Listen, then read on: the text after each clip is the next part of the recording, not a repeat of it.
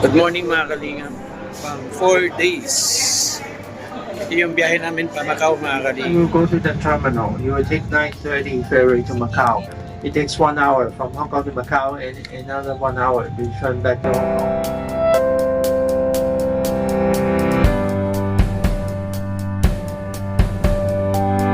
Ba na kami ng bus. Sakay kami sa Unity Sangkay. Galing ka? Dalawa. Ay, parang dapas na level niyo do. Ito yung sinakay namin.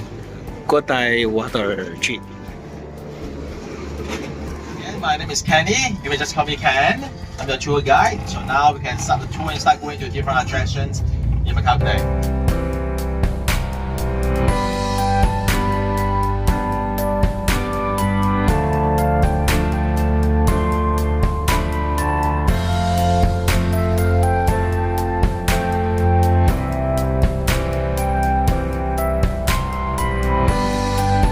Good morning mga kalingap. Pang 4 days.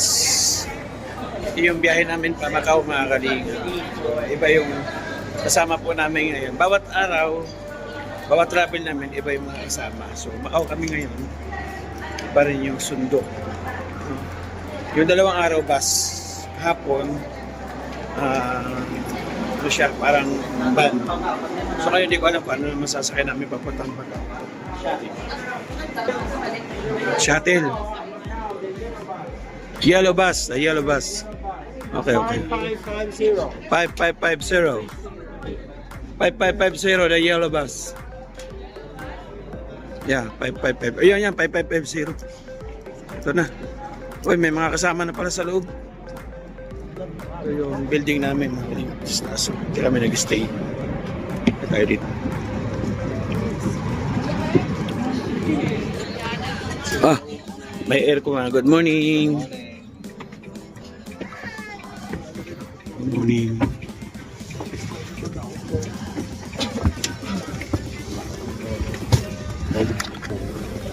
Thank you. Nga biyay kami. Alas 7 na umaga. Alis namin dito sa aming tinitirahan dito sa Hong Kong. Panda Hotel. Ayun po.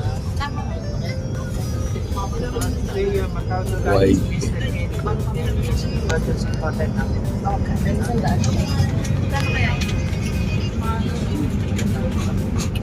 May ID na kami mga may ID.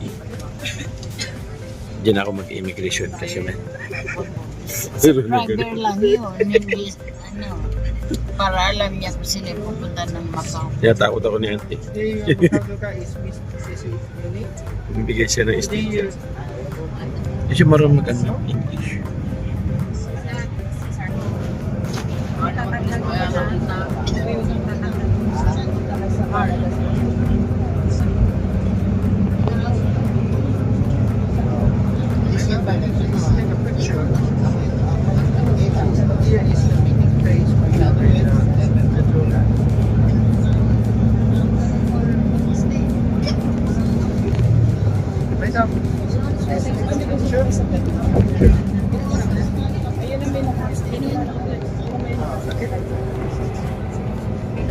Wow.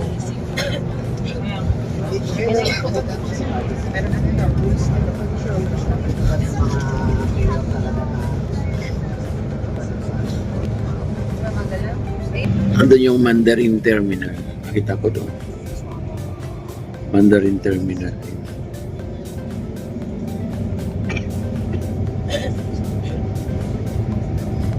You go to the terminal. You will take 9:30 ferry to Macau.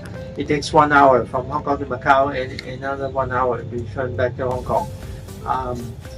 I let you to take one picture. It is the meeting place for you and the Macau tour guide, Mr. Kenny. I will not go to Macau. I will go to the ferry terminal together with you, and then I give you the ticket.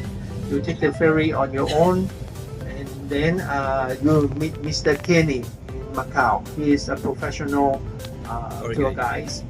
He will arrange everything for you in Macau. Okay. Okay. And then the meeting place very easy to find. When you arrive Macau, you pass the immigration. You will arrive the arrival hall. The store is on your right hand side. only 2 or 3 stores over there.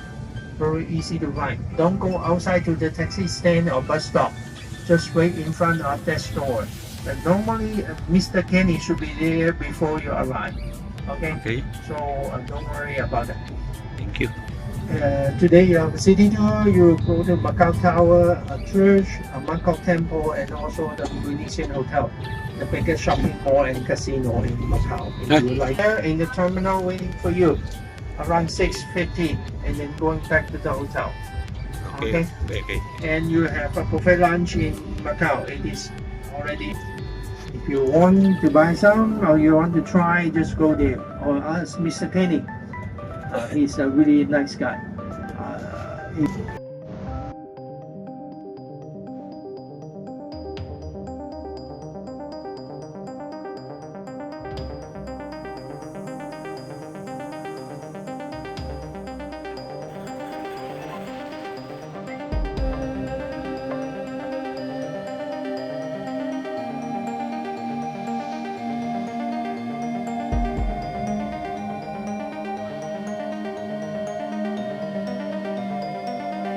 Baba na kami ng bus.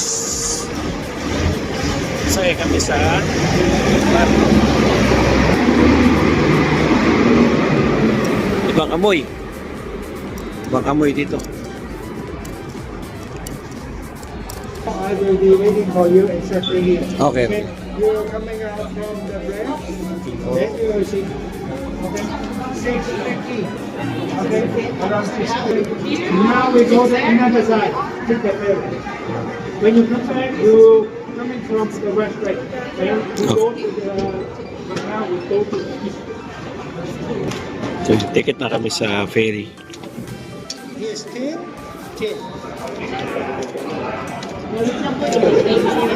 Okay. Umalis na. Okay. Hintay lang daw kami dito before 9 kasi 9:30 daw darating yung barko. Ay, aalis ang barko. Dapat 9 pa lang daw. Doon na kami. And then, hanggang wala pa raw kasi ano pa lang, 8 pa lang. Mag-ano kami. Libot-libot muna hanggang 8:30.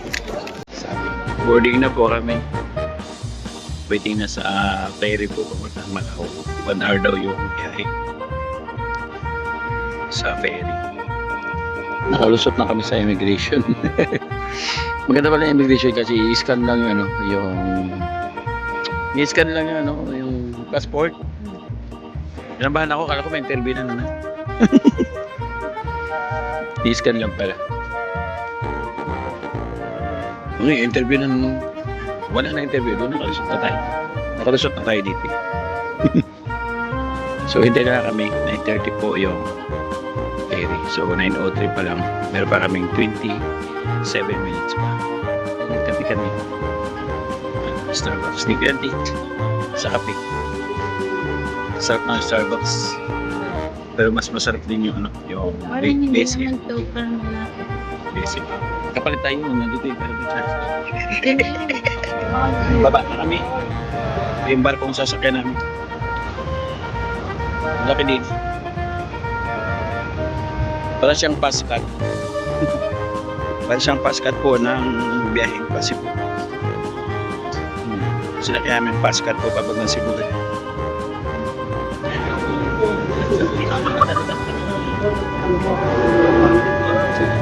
Pasok lang kami doon. Yun, hindi sangkay.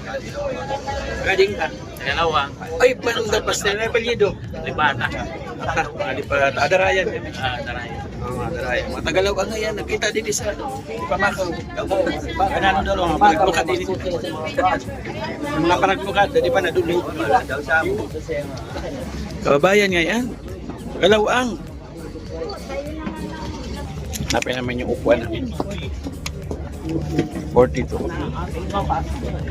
Santa mo si Jason. Naliligaw ni Jess. Hindi, tinuturo na nga siya. Yan, tatlo tayo dyan. Thank you. Diba? Yan. Alis na po. Alis na po. Alis po. Daming pasahero po.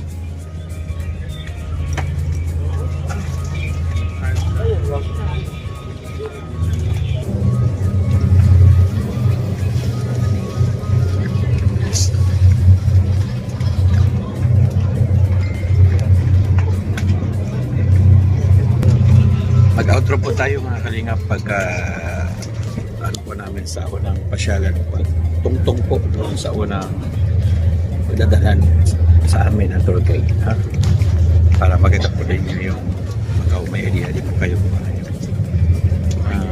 location po sa Macau. Yung mga hindi pa nakapunta.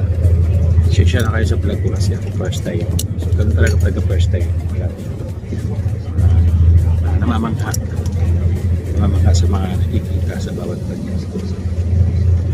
So, ganun po at first time. Ngayon, kung mga bago pa lang kayo, siyempre, paano, sa vlog ko, kakakuha kayo ng idea. Diba? Kung ano yung step by step kung paano sumakay na pamakaw mula sa Hong Kong. Ganun po ang proseso. Diba? Sasakay ng bangka. Then, what are daw yung biyahe?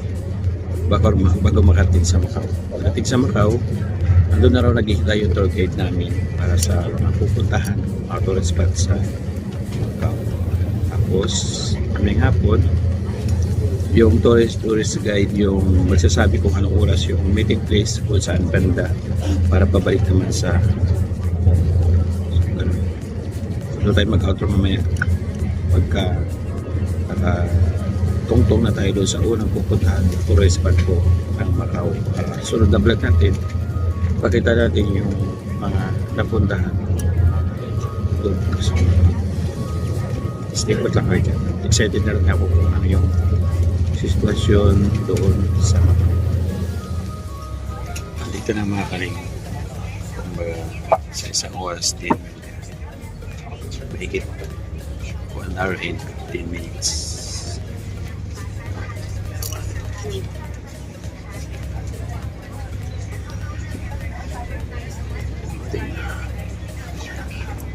Yan na.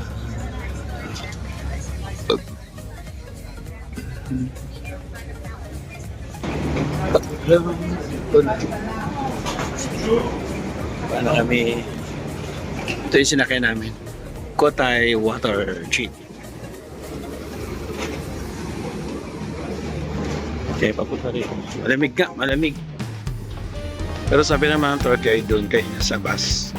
Yun, lamig daw doon sa Hong Kong, saka dito daw sa Macau. Same lang, same. Walang ganun. So kami dito.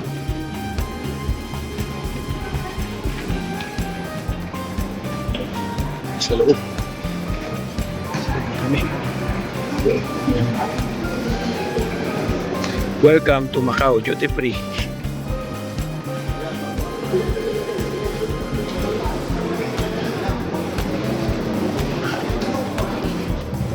Saya kami dito sa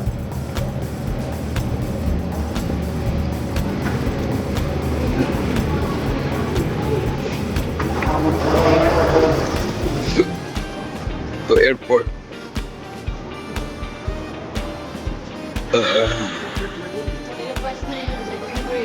Meet Macau.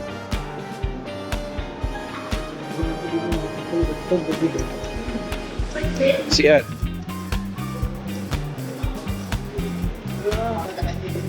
Kuna din sila katulad. Ano din. Dahil nga di ba nakadulog mo din sila. Nagpaisan pala lupa. Wow. Arrival kami dito. Visitor. Hindi kami sa bisita, kaya bisita na kami kuya. Hindi kami taga Dindi. Hello. Okay. Okay na. Solve na, solve. Kami sa loob na lang. Bali, hintay ng yung tour guide namin. So, just like the time all day. Okay, so we have a spot category. People, okay, right here, right? And then we have 6 for 14 people. All here, 14. And then we have 3 also. Yes, 3. And then we have 5. It's yours. 5 people. And then we have 5. The thing of evening, you know, 5 people. And then we have Mr. Ramesh and also Good. Everyone's here. So now I'm going to go to the bus. So we have a coach today. Please take the first two seats for me. Okay, the two seats right behind the driver. Please leave them for me. Okay, you may sit the others. Okay. Yan. Ito na po tayo sa bus. Sa basta aming sasakyan po papunta po doon sa unang destination. Thank you. Okay. White bus. Good morning. Good morning. Welcome again, and welcome to the bus. Yes. Okay. So again, my name is Kenny. You may just call me Ken. I'm the tour guide. So now we can start the tour and start going to different attractions in Macau today. But before we start the tour, I would like to double check one thing with all of you first. Okay, so after the tour in Macau, we all are going back. You are all going back to Hong Kong, right? Very good. So from what I understand, you don't have your favorite. Well, beside our Australian friend and Indian friends, our Filipino friends. Okay, so you don't have your favorite tickets yet. Yeah, because they're with me. So I am going to redeem the ferry tickets for you before you go back to Hong Kong. Okay, the schedule for going back to Hong Kong is at 5 p.m. Okay. 5 o'clock. Yeah, okay. So it means we could come back to the ferry terminal here before 4:30. Most likely we'll be here about like 4:20, 4:15, 4:20, something like that. So I could redeem the ferry tickets for you, and you could take the schedule at 5 to go back to Hong Kong. Okay. So we have a pretty big group today, 35 people. We have a big group of Filipino friends. We have people from India, right? And we have one friend from Australia as well. So, where are you from? Australia. Australia as well. Okay. So later you can exchange your contact. Oh, you don't want to? Not necessary. Okay. So where about in Australia from? Sydney. Sydney. What about Melbourne? Oh, so in between I'm from Canberra. Ah. Just kidding. But I was there for some time. Okay, so welcome to Macau, and we all now go together Wow, in ganda dito. Macau. Okay, hopefully after the tour you will have a amazing. little bit more understanding about Macau. Okay, are you the first time in Macau? Yes. Yes. Very good. Do you know anything about Macau? What do you expect to see today? Lots of food. Are you sure? Yes. Casino, I heard casino. Yes. Many people say it is Oriental Vegas. Well, somehow it's not true because we do have many casinos in Macau, and many of them are actually from Las Vegas. MGM. If you look straight, you may see there are some fancy buildings. Those are some of them are casinos. We have MGM, we have Wynn, we have Sands, including the Venetian, Parisian, London. So those are the casinos from Vegas. So we are going to visit one of them today in the afternoon. Okay, we are going to the Venetian as our last attraction today. Okay, so if you're expecting for the casino, we are going there later this afternoon. If you are not expecting for the casino, we still go to the casino. Okay, but in the Venetian, it's not only casino there. There's also like a very nice shopping mall, and there's some other like facilities too. So in a shopping mall, you don't only get going there for shopping. You can go there just walking around. Because the decorations just like in Venice, Italy. You can see gondola, you can see the Grand Canal. So it's nice to go and take pictures there. Okay. So you may probably want to spend a little more time there. Go to some of the famous ones and important ones here. Okay. For example, the one we're going right now is called the Ruins of St. Paul, which is the landmark of Macau. So basically, all the tourists come to Macau would like to go there to have a look. Okay. If you search from the internet, you type Macau, the first picture that pop up is probably the ruins of the St. Paul, the place we are going now. But unfortunately, you just came at the very perfect time. Since Monday, after New Year, they start to have kind of like the maintenance. All the music class and the items like that. And also there's another souvenir shop like the keychains, like that t-shirt. Okay, so we will spend about like 20 minutes at those souvenir shops. So 20 minutes later, we go and come back to the bus. The streets or the area nearby are not wide enough for a tour bus to stay that way for us. So after we get off the bus will not and also cannot stay in the same place. The bus will go. The bus will go to the parking to wait for us. So after we are done with the souvenir shop, then we got to walk. Ay, alay. We need to walk about 10 minutes to go Yung back to pala the ay bus. alay. Okay? Of course, you may just follow me, and I will take you back to where exactly the bus is. Okay, so you can just follow me. I will take you back to the bus. So after we come back to the bus, then we go for lunch. Lunch is included, and it is a buffet lunch. We're going to take pictures in front of the Eiffel Tower, and lastly go to the Venetian. Okay, so this is the plan for today. Anytime we arrive at the Venetian, for the Filipino group, we may stay there until like 4 o'clock. Okay, 4 o'clock, then we're going to come back, we're going to meet again, then we go back to the ferry terminal. And stay with where you are sitting now. Okay, so and also if you would like to buy anything in Macau, you may just spend Hong Kong dollars. I understand all of you just came from Hong Kong and you may not have local currency. We do have own currency in Macau, which is called Pataka. In software you may say MOP. But you're easy to see me, I have my body with me. I'll be holding like this with a stick. Mario, follow other tour guide or other tour flag. If not, you have a very exciting trip that you don't even know where to go. I don't even know where you're going. So please make sure you follow Mario, okay? So look for it. As mentioned earlier, you may leave your belongings on the bus, but there are a few things I will always suggest you to take with you. Your passports, your wallets, and your mobile phones. So these few things, please always keep with you. Necessity. Oh, yeah. Pwede po Gcash, go time peso ha. Lahat po pwede rin. Yes, pinagkotang alipin. This is the Mercury shopping So ayun na mga kalingap, sabi ko mag-outro tayo pagbagsak po ng bus. So ito po yung first destination. Salamat. Nakita nyo yung ibang lugar po dito sa Macau.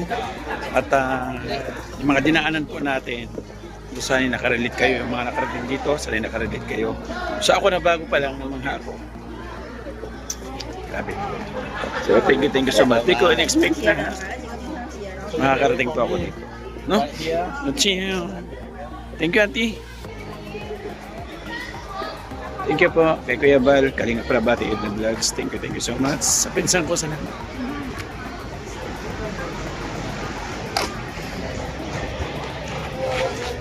Sa ating mga volunteer po, nandiyan po sa gilid natin screen.